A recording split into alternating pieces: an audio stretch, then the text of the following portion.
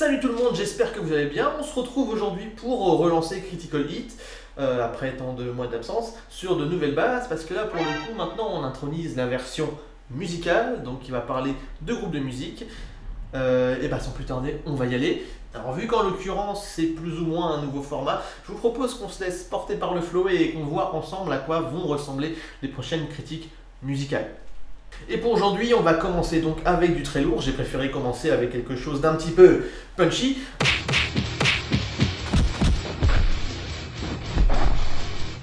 Finish him.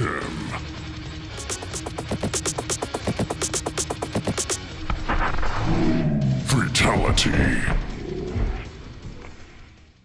Histoire de susciter l'intérêt et de commencer par un groupe qui aura suscité la surprise de par son originalité, qui est un point à prendre en compte, et aussi le mécontentement chez certains et la controverse. Allez hop, on se prend un billet d'avion express pour le pays du soleil levant, et comme vous l'aurez peut-être sans doute deviné, aujourd'hui on va parler de Baby Metal.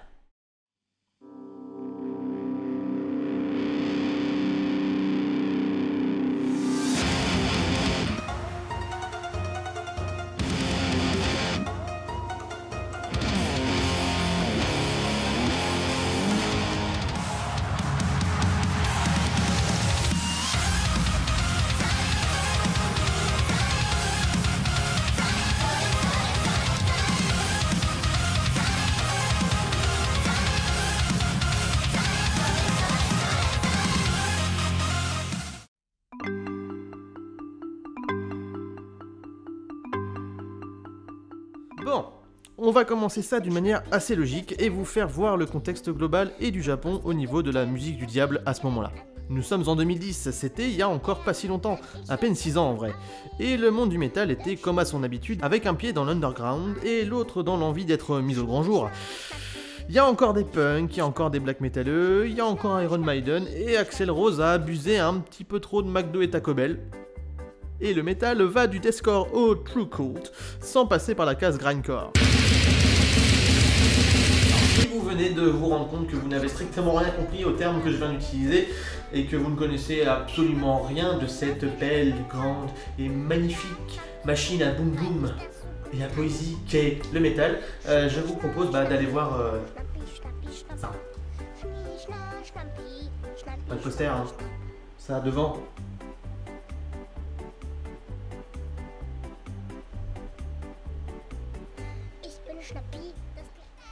Au Japon, le monde des idols, ces jeunes et fringantes demoiselles aux voix douces et pop se déhanchant devant des milliers de personnes, et parfois même sans avoir ne serait-ce qu'un corps à le vent en poupe.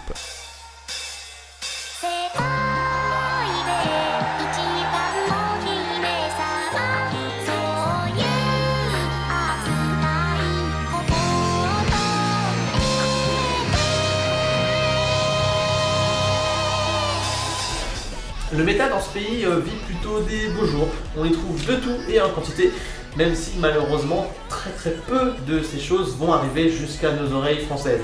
On y trouve à la fois du black, du metalcore, du death et aussi du visual kei.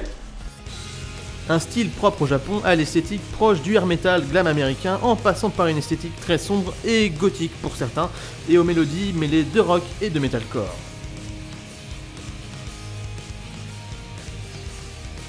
En vrai, le visual kei, c'est du visual kei. C'est un petit peu compliqué de lui trouver des ressemblances, tant il ressemble à tout et à la fois à rien. Mais un jour a germé dans le cerveau malade d'un homme qu'il était temps de faire fusionner deux mondes qu'a priori tout opposaient. La J-pop et le métal.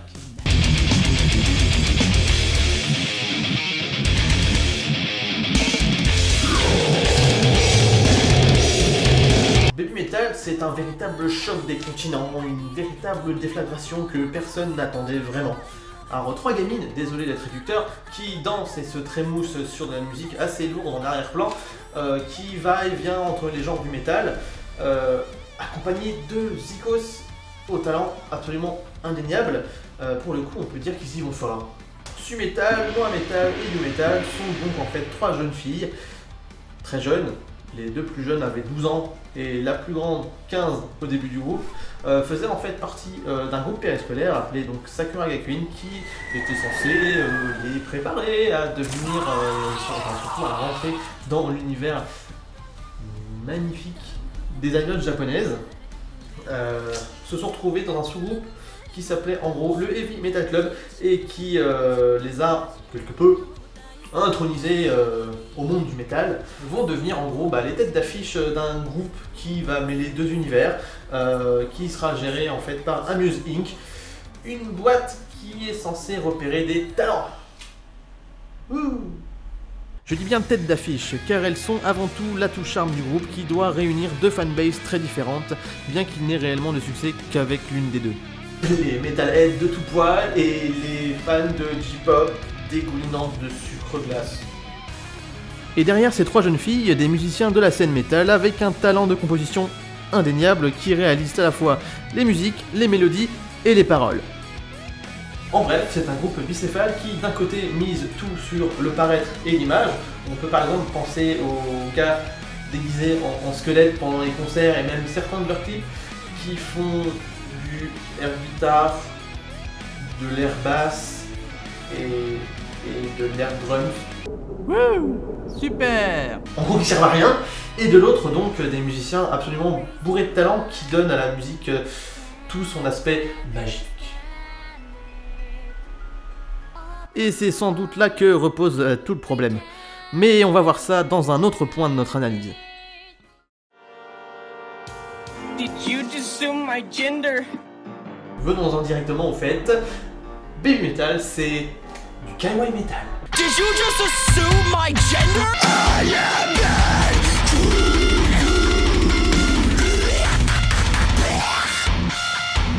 Vous ne savez pas ce que veut dire kawaii? Eh bien je sais pas où vous avez pu passer les 10 dernières années, mais en très gros, ça veut dire mignon en japonais. Ouais, mignon. Un groupe qui balance des riffs parfois très trash ou death. C'est mignon.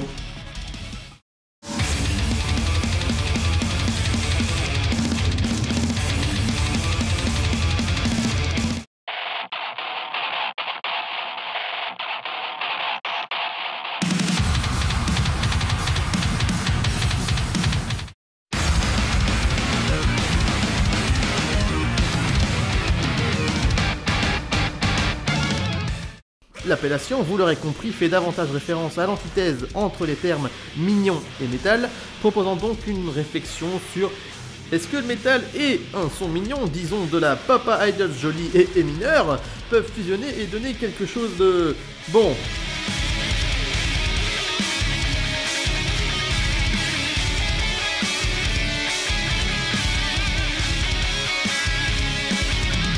On retrouve donc pour cette appellation kawaii metal, en tout cas pour le groupe, une grande ascendance pour tout un florilège en fait de genre de métal avec une légère, grosse plutôt préférence pour le speed un peu à la Dragon Force, ce qui passe plutôt fort bien avec la voix de la chanteuse Suzuka.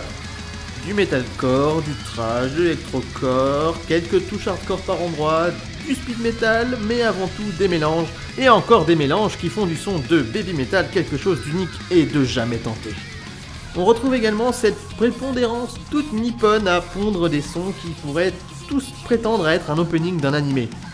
Tout ça en gardant un pied ancré dans le folklore japonais, comme on peut l'entendre dans Megitsune, où est repris pendant le breakdown un thème très connu au Japon, Sakura.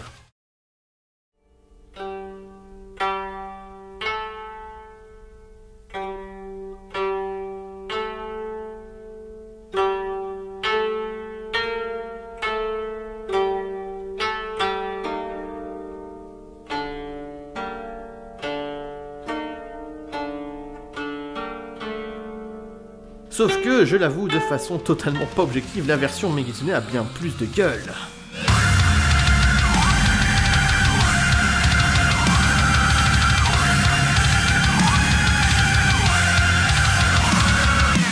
En bref, c'est un joyeux bordel.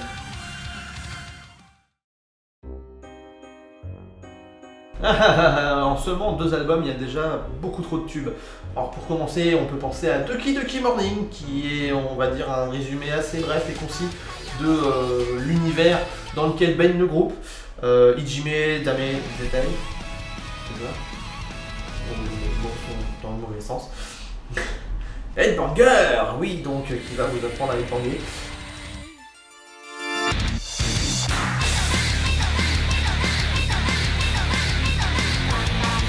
Metataro qui se prend pour un hymne pour métalleux. Et je prends mes notes parce que j'en oublie, parce qu'il y a aussi karaté, donc une musique qui non, ne va pas vous apprendre à faire le karaté, mais vous apprendre ce que c'est un breakdown. Road of Resistance, donc une musique qu'ils ont faite en partenariat avec Dragon Force. The One qui reste approximativement dans la même veine, et From Dusk Till Dawn qui est actuellement mon réveil matin.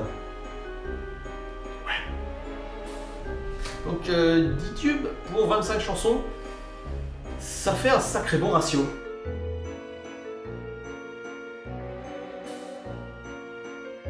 Alors ça va être plutôt simple en réalité.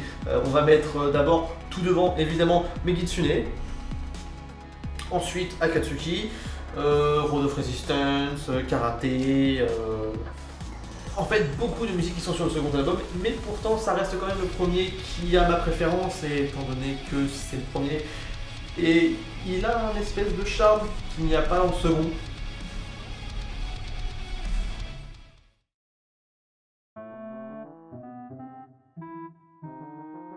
Alors oui, j'ai beaucoup apprécié ce groupe, je ne peux pas passer à côté de l'aspect controverse et du fait que certaines choses qui se sont passées ont éveillé en moi un reflux gastrique des plus goulayants.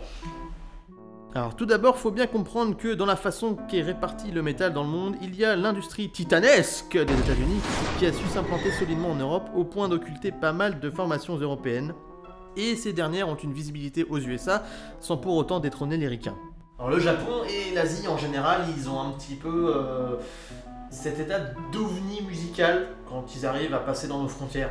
Très peu de formations atteignent les oreilles françaises, bien que le Japon soit très populaire chez nous, et encore moins aux USA, qui commencent à peine à se manger de plein fouet la vague des animés et mangas avec presque 20 ans de retard.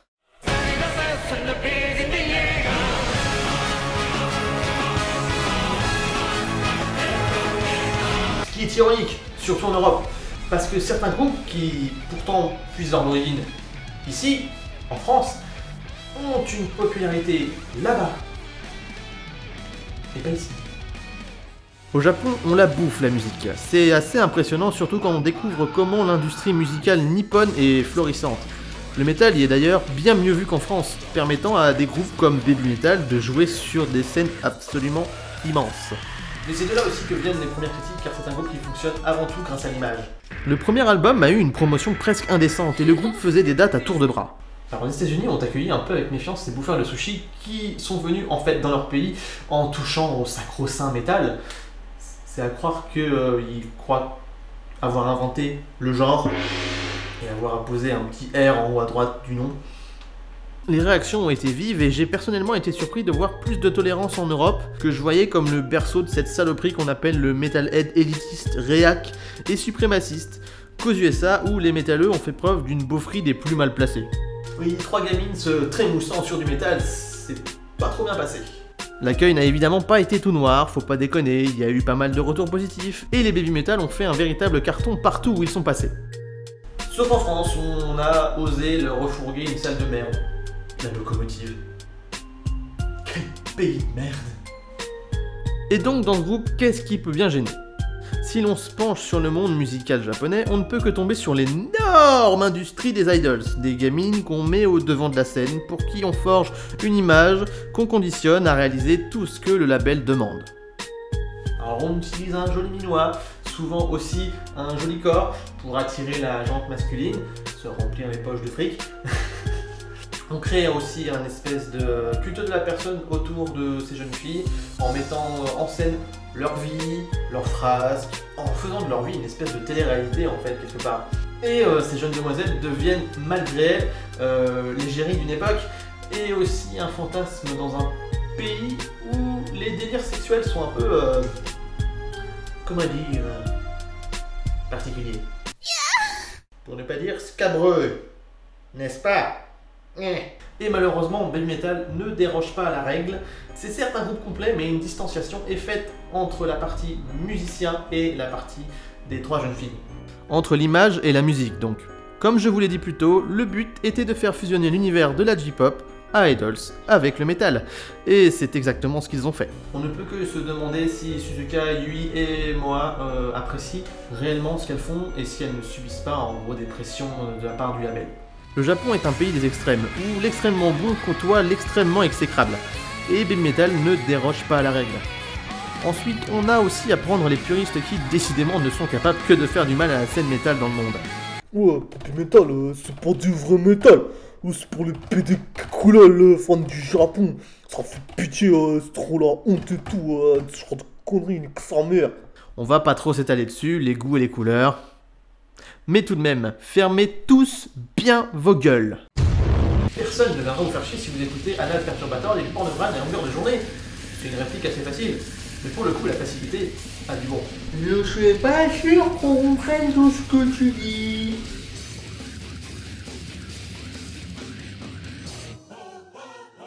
En bref, ce qu'on peut conclure, c'est que ce groupe est une petite perle qu'il ne faut pas rater, au moins pour rigoler un bon coup. Il n'y a que du bon à prendre musicalement parlant. Pour le reste, je dirais qu'il faut éviter de trop s'attacher à leur image. Et ça tombe bien, car après tout, c'est de la musique.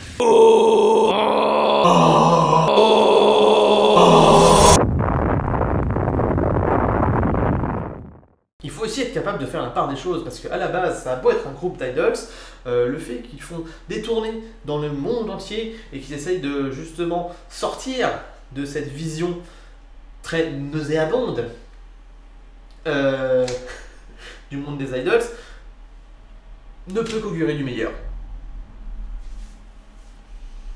Bien. Bravo, monsieur Dubois. Voilà, c'en est terminé donc pour cette critique de Baby Metal. Pourquoi j'ai commencé par eux? Bah parce que j'en avais envie.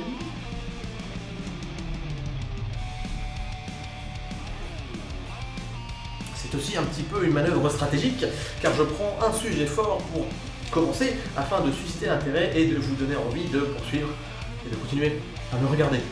Bon bah je vous fais plein de bisous et je vous supplie et vous presse de liker, commenter, partager et de venir me rejoindre sur ma page Facebook Das Dragon on Duty.